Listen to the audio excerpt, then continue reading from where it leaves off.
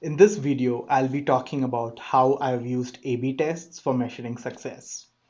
Early salary, fintech, mobile app story again.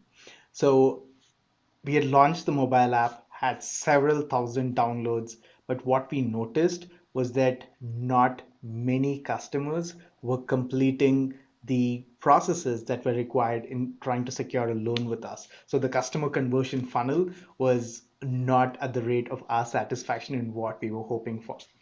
So the first thing that I did was checking and breaking down the data to check and see in which phases of the overall customer journey were most of the customers getting stuck.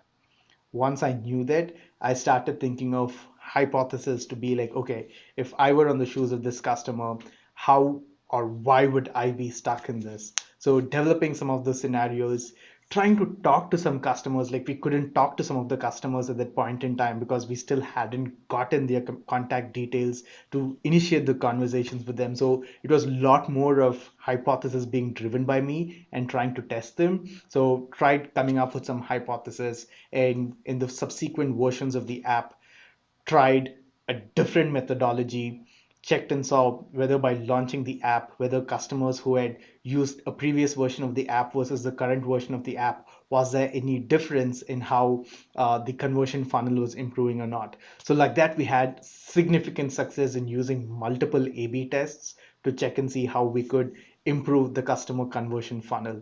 And in terms of measuring success for this, it was quite straightforward here because earlier we knew that the customer conversion rate from step A to step B was just X, and that now, after making the changes, the customer conversion rate had improved from just X to a Y.